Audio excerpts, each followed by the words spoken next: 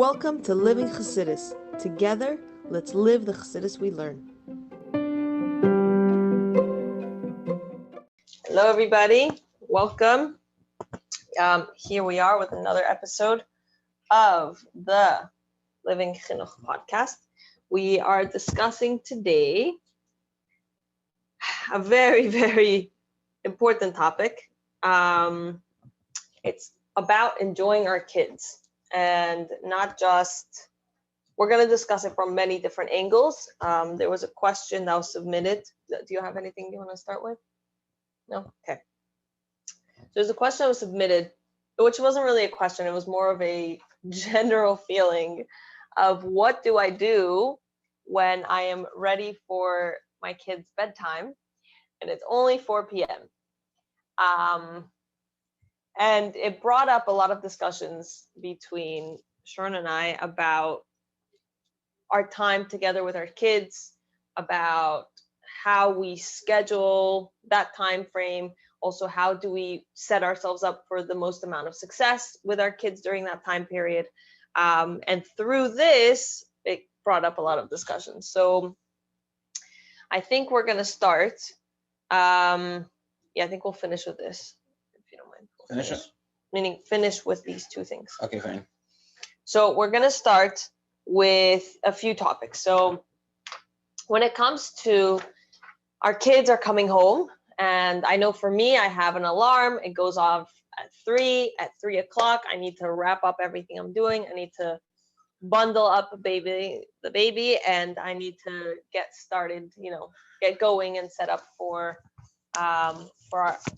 the next stage with the kids. So going to pick up the older boys, and that section of my day begins. And it's funny how as parents, I always joke that we have like 3 or 4 full-time jobs. Like whether we work full-time in like somewhere else, like at a job, or even if we're home with our babies, it's still a full-time job. And then we have to like switch hats. Like this is my, you good? Yeah. This is my early morning hat, getting the kids out to school. And then we switch on to the get laundry and the house all set and all that stuff. And that's another hat. And then we have another hat once the kids are coming home, and we have to set up for them and what we're going to do with them. And then comes the other hat, which is dinner, bedtime. And then after that, we put on the other hat, which is, the spouse is home. And so now we can actually discuss all of our decisions and our goals and our children's chinuch and what's been going on with each other's days and all of that. So like it's as an adult, as a parent, we have to give ourselves a lot of credit because we really deal with a lot. We really handle a big amount of stressors and a big amount of changes and schedules and a lot of juggling. There we go. 1 second.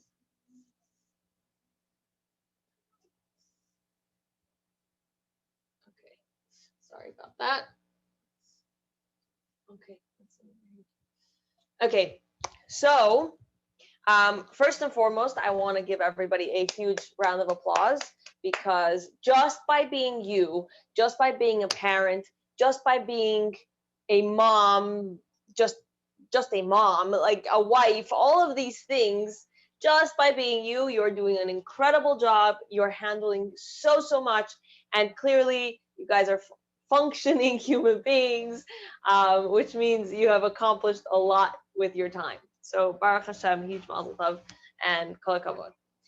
Second of all, I want to discuss 2 pieces, which is one is taking care of yourself, and the other one is taking care of your kids. So taking care of yourself means, I've said this before, but when I was a teenager and I flew the first few times flying by myself, I remember it being such a shock that the stewardess would say in the emergency thing, if for whatever reason the oxygen mask dropped from the ceiling, first put it on yourself, and then they do like that whole demonstration, and then do so for, your children or whoever's sitting next to you. So I found it very insensitive in a certain sense. Like, what do you mean? Why should I be top priority? I should really take care of my children. I should really take care of, whoever's next to me and help them. But in reality, if you're passed out, chas v'shalom, if someone's passed out because they didn't take care of their oxygen, so then that's a big issue. You're not able to help the other person. Okay, you're not able to help the other person. So when that happens, or it, chas v'shalom, it shouldn't happen, but we should see it in our lives that we're not trying to, where we need to take care of ourselves in order for us to be the best caregivers for our children. What does this mean? It means that you need to make sure before your children come home that one, that you're not hungry, hopefully that you're not tired, hopefully that you're taken care of. What are you planning on doing with them during that time period? And that way you're not totally, distressed about, oh my gosh, what am I going to do with my time? So making sure that you took care of yourself and you took care of the things you needed to do, that is the most important. So for example, before your kids come home, you should have some sort of idea that you've eaten. Right before my kids come home, I make sure to like find something around the house and like stuff my face a little bit, just so I'm the most prepared for them. And if need be, if you can take a cat nap or something, if you're very tired and you know that the kids are coming, try and see, maybe lay down on the couch, maybe, figure out some way that maybe you can get in a little nap. Another thing to note is to mentally prepare yourself for this time period and realize that it's probably not going to be the most successful if you're stressed out about something else. So for myself, I know I carry a lot of stressors. I know that living chassidus is heavy and it's heavy on my shoulders. And right now I have a lot of projects. So I try to make a mental decision that I'm just going to set those things aside and they will be taken care of after my kids, are in bed, or after my husband comes home and he gives me a little bit of respite and I'm able to take care of those things.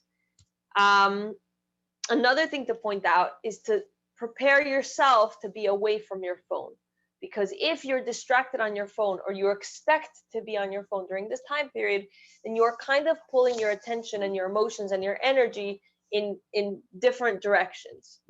So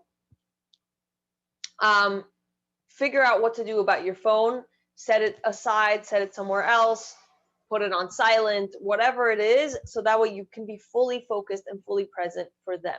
So again, you want to make sure you're not hungry, you're hopefully not tired, you have some sort of calmness in your mind that whatever's stressing you out is going to be taken care of later. I think that's usually the hardest. I remember there was a discussion about Erev Shabbos. That's usually the hardest Erev Shabbos because we're trying to take care of our kids. We also have a million other stressors that are popping up. Yeah. You have anything? It's the parent being prepared for themselves. Yeah, I'll just add that also, like at the moment you're sort of maybe just listening to Michal say this, so try to like see it for yourself. The reason why she says this is because she's experienced this and she understands this. We're talking about das. Same thing here, that like it's important to recognize how we act differently when we've eaten versus when we haven't eaten, or when we're tired, we're not tired. And when you realize that, then you start to prioritize things properly. Meaning, so to speak, better have a house that's dirtier and you're in a better mood than a clean house and you're in a grumpy mood. And it's a balance you have to figure out. Everyone has their own balance that they want to achieve. You have to figure out what you want to achieve. But it's recognizing that if I'm not in a good mood, why is it? Is it because I'm hungry? Is it because I'm tired? And if you're not hungry, not tired, so then you can realize something else. But it's good to, like, just like in the baby, with the baby, that you're like, did I feed her? It needs to be changed. She's tired, and you're trying to go through that system of what's wrong. And if you get good at it, so then there must be something else. So too with ourselves, that we try to go through that system. We know that we've taken care of all those important things, and so then we can figure out what's going on. Yeah, that's great. Okay, now that we hopefully have taken care of ourselves as much as we can, now let's take a look at how does this play out with taking care of our children. So, knowing what the kids have had for lunch, for example, I always can tell when they have eaten lunch or when they haven't, or whether the lunch was a hefty, good lunch Wholesome. or wholesome lunch, or it was just empty carbs. Because I can tell as we're coming home whether they're very hungry, whether they're grumpy, they're antsy, like what's going on with them. So it's a bit revolutionary, but what I've started to do is that I give not just a snack, I give like a chetzi dinner type of snack. So for example, today, what did we have? Today we had tuna sandwiches. So it's not just, a bag of chips. It's not a little taste of bamba. It's not just a cheese stick. Well, a cheese stick is a wonderful thing, but like I try and give them more of a hefty lunch, a hefty snack, because I know that after this we're gonna have a whole few hours. For example, the days that we have bath, it requires doing homework with them, and tired and doing homework is just not a good mix. So it's doing homework, it's playing together, and sometimes when they're hungry, they don't play very nicely together. It also entails bath time. It also entails setting up for dinner, eating dinner. Like all of these things, we have some time between that and like them being full after dinner. So that time period could be so much more enjoyable when they've eaten and when I know that they're not hungry and they're constantly, mommy, what can I eat? What can I eat? What can I snack on? And sometimes an apple is very healthy, but I know that an apple, the span of feeling full of an apple is about 15 minutes. So I will give an apple while I prepare the next thing. But if not, it just ends up being like, I want a snack, I want a snack, I want a snack, I want a snack. So we changed a little bit of our mindset in regards to snack, and we started giving more of a hefty snack. So that's another thing, that like when you're coming home, when they're coming home from school, you could be a lot more prepared and know that they are probably going to be hungry. Another part of it is, how do you make a schedule for them? What types of activities have to get done, and what types of activities would be nice to get done, and what are the things, how am I going to schedule in some quality time with my kids? So I'll start with what needs to get done. So for example, my kids are old enough that we need to do homework. It must happen. We also need to take a bath on bath days. We also need to play nicely. So that's a different situation. But all of these things need to happen. And so therefore, I try to organize a schedule so that way we can have some fun, get those need things done, and then go have some more fun afterwards. So preferably, it would be nice to schedule some quality time in between those need things. Because if they come home, they get a snack, and I hit them right away, not hit them, but like I jump right into, okay, everybody, let's get all of our homework done. It could be a little too heavy for them. It could be a little too much for them to handle. So the way I do it is, we come home, we have a hefty snack. During the snack, I make sure that we're all sitting nicely and we have a nice conversation. And I always, not always, but I try to ask them, what was something enjoyable that happened today? I don't say, what was your favorite part of the day? Because then it becomes very tricky. Like, what's the favorite? So it's like, no, just tell me something that's fun.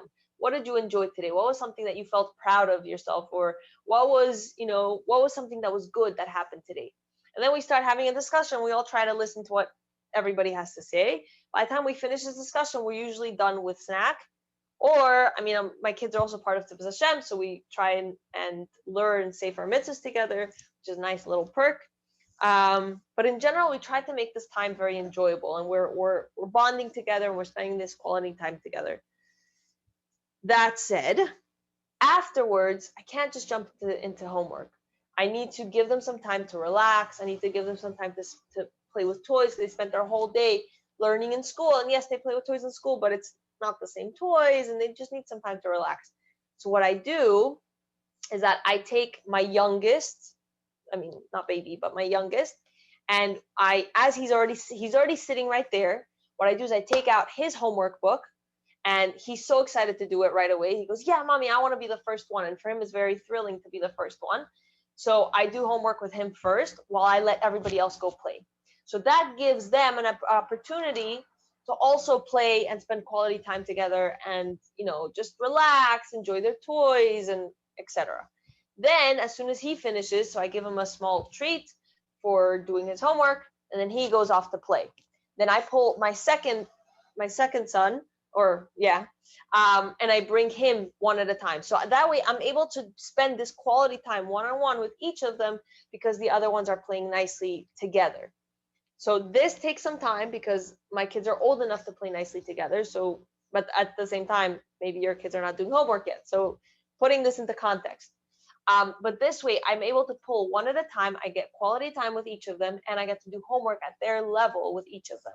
I don't just expect them to do it on their own, and then they'll tell me whether they did or they didn't.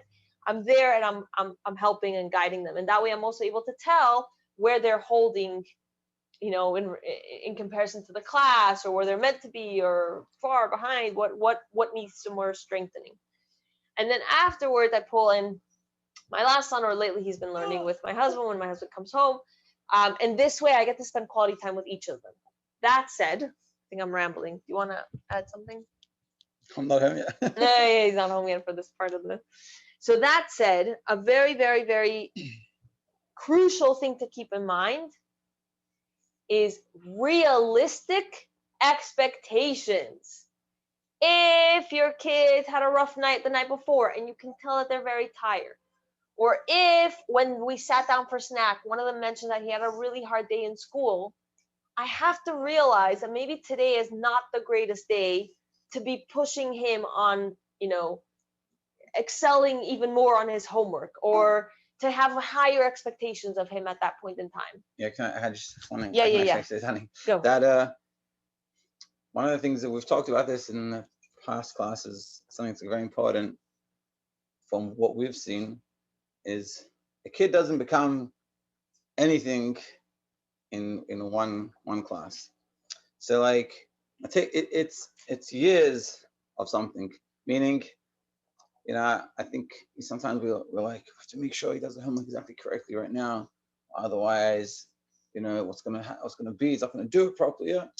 And like when you see the situation and you see, let's say the kid's very tired, but you didn't do the homework. So you have some minimums, let's say. We try to make sure that the homework is a minimum. Once that's not a minimum, then it starts to get a slippery slope.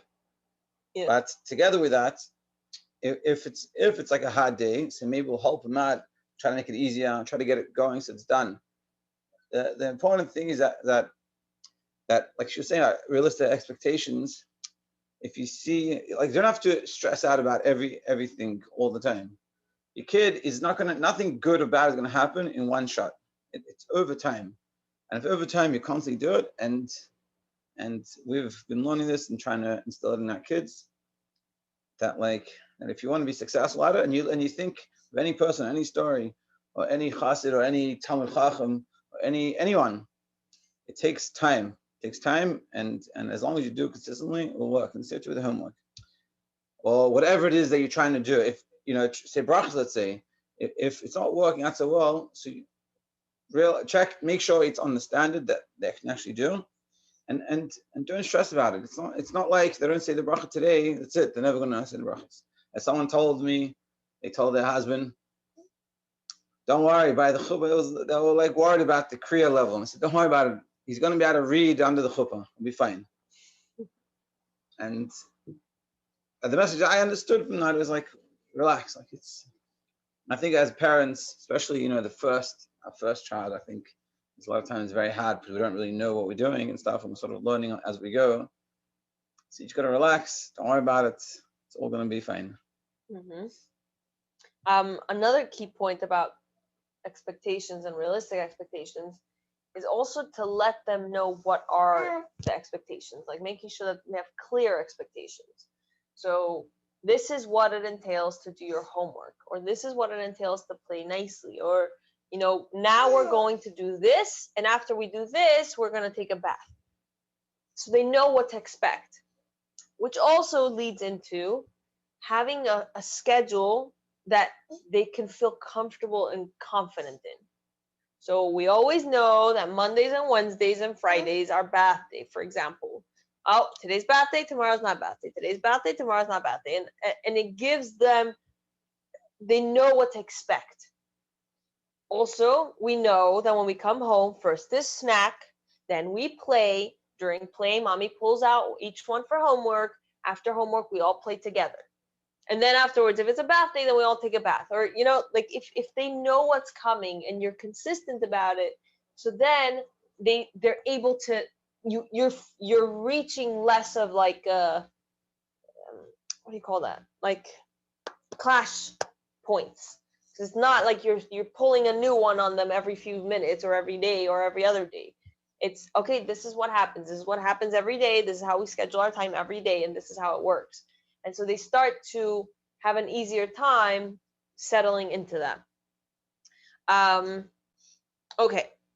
So with this, I want to set a very, very, very big point about having fun with your kids.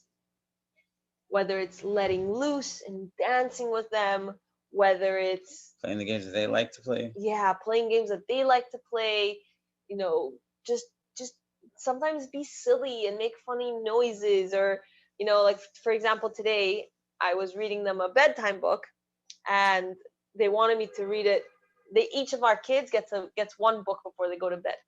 So they both wanted the same book. So I said, okay, I'm not going to read it the same way, because that would just be, funny and silly. So what I'm going to do is I'm going to do the first one slow, and the second time I read it, I'm going to read it fast. And they were giggling and laughing, and they were just having the funniest time, because I kept trying to read it really fast and like stumbling over the words, and just have fun. Make a fun environment, make it enjoyable, make it positive and besimcha in your home, in those little details that you can add. Just sitting with them and discussing things with them, and coloring with them, or every once in a while bring them and get them to help you cook something, or mix the something with you. Also, like, yeah, just that's like, I have sometimes that one of my kids likes to play Lego. I don't really care about Lego. It's more my maybe it is, and like, and sometimes we'll say, come on, let me play with you, and he'll be like, are we gonna play Lego together? And I'm like, but I see the reaction on his face and how exciting it is for him to be able to play Lego with me. Like, I play and I get involved, and I also, yeah, like, same thing, and I see the difference, like how enjoyable it is for them when I come and play with them, or like we go outside and we run around or something, tag, and like, oh, you want to play with us? We're playing, and it's like a whole level. You see it within them. It's a whole level of like, wow, this is like the best thing in the world, especially as parents, they don't always necessarily have the time. But if you spend like 5 minutes a day, or even, it's like an hour a week or something, or, once a week, and you go do this, and you spend that quality time, and so to speak, so the house will be a little dirty, but you'd rather have a dirty house and a good relationship with your kids and an enjoyable time, versus your house spick and span and your kids, running around in disaster, and you're just fighting against this whole process. And this is what we've seen, like, for ourselves, and I see this a lot, and I don't always recognize it, but after it happens, like, I'll play with them, and you can, like, inside of them, it's somewhere deep, they're like, oh, that was good. And then also, once that happens, then when you want to get them to do something, like help you clean up or set up the table or whatever it is, they're a lot more willing. They're like, we're on good terms, and put you on good terms. And part of, like they say that, what is it? Every like negative thing you have to say, or not negative, but whatever, everything that's like more the 5-to-1. The 5-to-1 ratio. Yeah. So this adds to those 5. For every this is hard, 1. This is 5. One thing you do, and it's 5. Yeah. For every hard topic, conversation, situation, whatever you have to have, you should 5 positive. Yeah, you should have 5 positive. So this is a 5. Depending on how much time you do it, but like you do it, and meaning, but like I was saying, that it has to be real. You have to not just pretend. Like sometimes I see people they'll say, the kid will say something, and so you don't really know what they're saying, but I'm like, oh, and they just pretend to hear, yeah, it's so cute, yeah. but the kids they're very sensitive, and they'll notice that you're not really paying attention, you're not really hearing.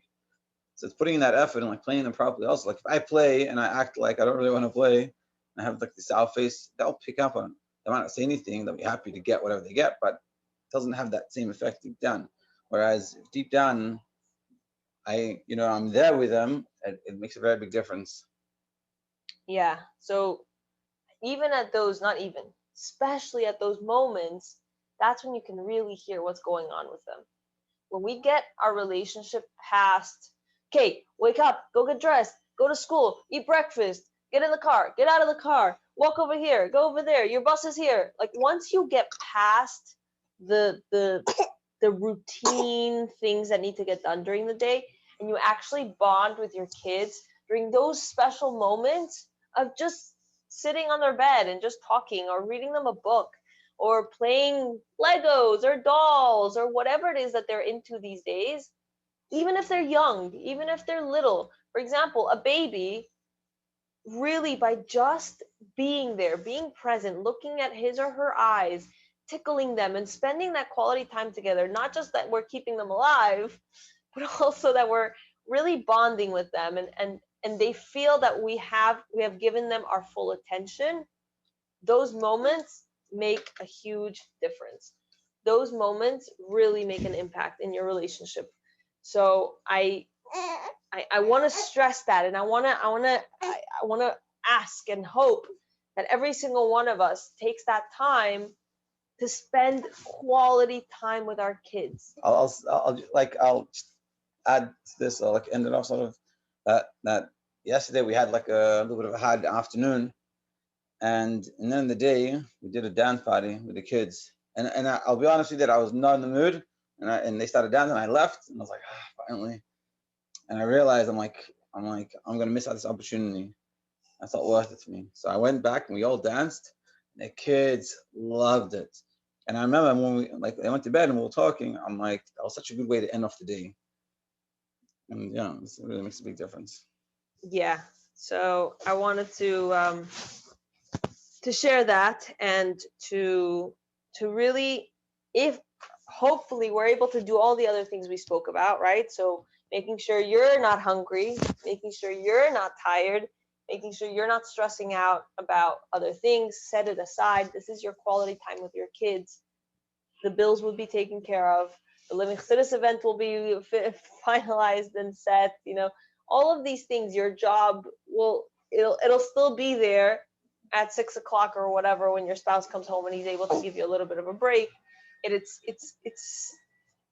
giving and making that space for you and your children, making that space to be there and be there with them. And it's hard to do it every day. And I know that many times by the time my husband comes home, I really need a break. I need to like decompress and especially lately I've been having another boy that I'm helping out, and I'm trying to help him. So it adds even more. It adds even more of the more kids that are here and all that. So taking care of yourself so that way you get the oxygen you need, as we spoke about in the muscle of on the airplane, and you need that oxygen. And then for them is trying to set up a schedule that works, and not just because my schedule works for me doesn't mean it's going to work in your home. You have to figure out what works for you and what works for your kids and what they need. And then setting some time to play together and to bond with your kids and to really be there for them. Even if you have other worries, now is the time to set those aside and really connect with them, play with them, have fun, whether it's whether it's connecting with them in their level of help, or connecting with them in your level. Get them to help you with whatever you're cooking, or get them to, I don't know, be a part of your life and you be a part of their life. Another thing is we mentioned was to have expectations, realistic expectations. If your kids are struggling, so then they're having a hard day, so then maybe don't push that extra little bit on homework, or don't push the boundaries too much on what you're expecting of them. Also have things that are clear. this is what we're doing now, and this is what we're doing later. Now we're going to play, and after playing, we're going to eat dinner, or after playing, we're going to take a bath. And that way they know what to expect. Another thing is for, I think that was it, actually. I think those are the main topics on that. Yeah, anything you want to add? Just to finish off that topic? No, just, yeah. Okay. Well, I wanted to share last week on Wednesday, Baruch Hashem was, sorry, last week, unless you want to read it. No, you can read it. Okay. Last week, Wednesday, was Chaf Beis Teves, and it was a very, very powerful Hayamim. I'm going to read the English. My revered father, the Rebbe Rashab, once declared at a Farbrengen, just as putting on tefillin every day is a scriptural commandment incumbent on every Jew, regardless of whether he's a great scholar or just a simple person or a simple person, so too it is an absolute obligation, okay? An absolute obligation for every Jew to dedicate half an hour every day to think about his children's education and to do everything in his power, and indeed more than what is in his power, to see to it that they follow the path in which they are being guided.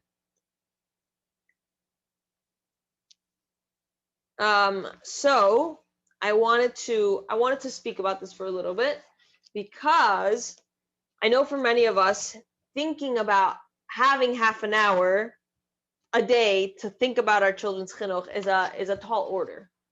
It's definitely a tall order for many of us. That said, this hayamim is very powerful. It doesn't say everyone who is a mechanech should think about the chinuch. Everyone who is wealthy and they don't have to work should have half an hour to think about children. It says every single one of us.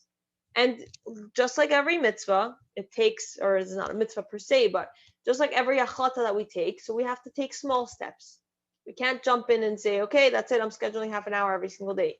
We have to realize that this is something we should work towards. We should strive to do. We should strive to set half an hour where you really try and think, what is going on with my kid and how can I help him or her move forward in life? What can I do to help him or her have a better relationship with Hashem?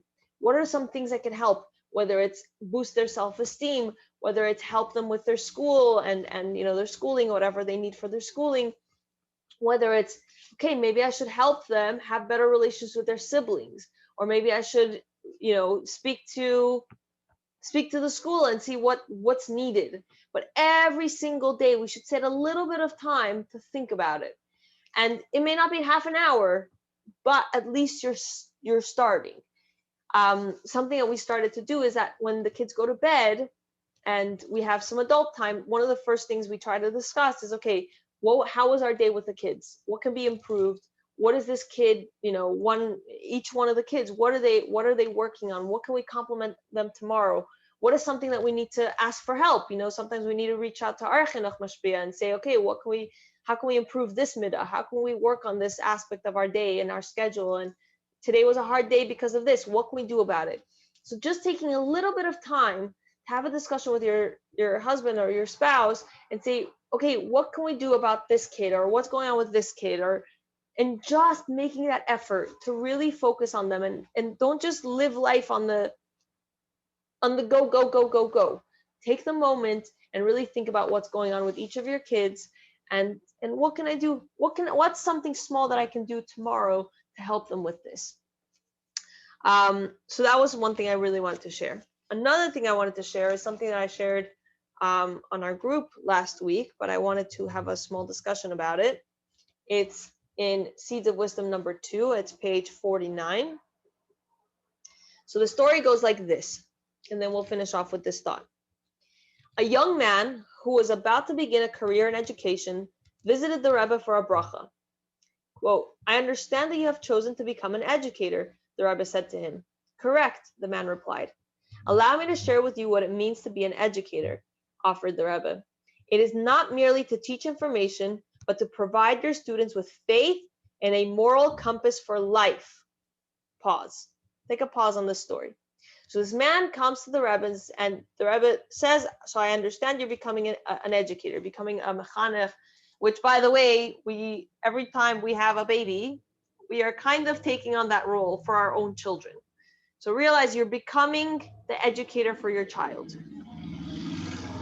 And what does the Rebbe define an educator as? He defines it as, it is not merely to teach information, but to provide your students with faith and a moral compass for life. Let me just share. Today I had a very interesting situation happen. A car got towed right outside my window, so I got to watch the entire show.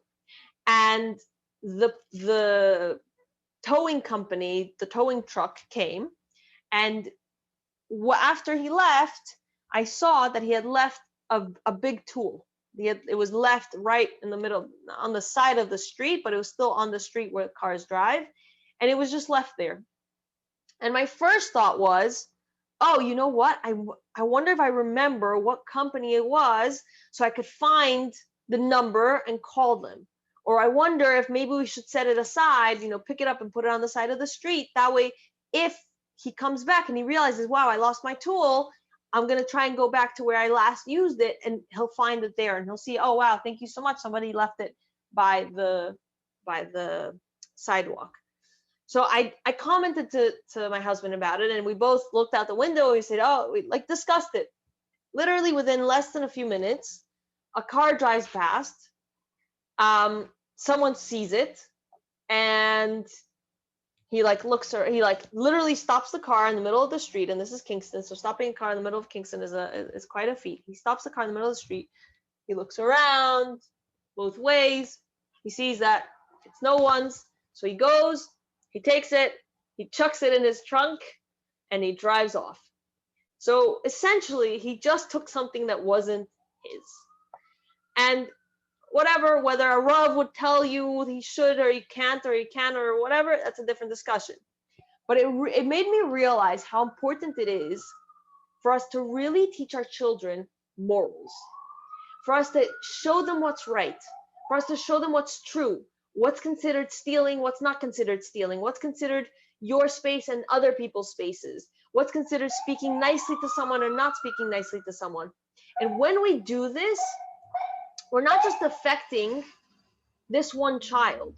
We are literally affecting every single person that child is in contact with. So it's a very important thing to keep in mind, that we're not just teaching our children how to tie their shoes and how to make money. Our job as educators is to teach them what's moral and what's not moral, what's right according to Torah and what's not right according to Torah, and to make them a light and a lamplighter unto the world. Okay, pause. Now we're going to continue. Back to the story. And how does one transmit this to one's students? The Rebbe mused. It must come from you.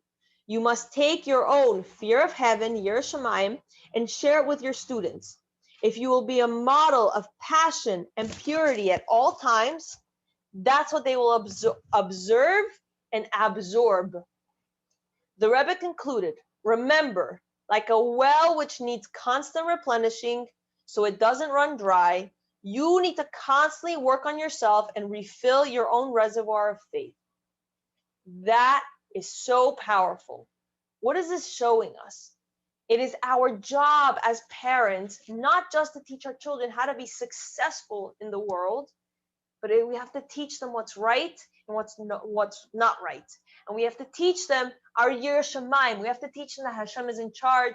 There is Hashem here. We have to teach them about Emunah. We have to teach them about Bitachon. We have to teach them Halacha. All of these good things. That's the essence of what we're meant to do. And how do we do it? By us living with it. By us living with our chassidus, by us living with the concepts of Torah, by us showing through our actions. This is how we teach it. And to the author adds a little snippet at the end. So this is the snippet from the author. Your children will become what you are. So be what you want them to be. So I hope this leaves us with a good Ferengen. I want to say tonight is a very special night. It is Rabbi Tzimchana's birthday. and I have a very, very, very loving and dear relationship with Rabbi Chana, and she is my model of a mother, and I hope that I shall fulfill, I should, do as she does, and I hope to raise my children like she raised her children, and I want to extend that bracha to every single one of you.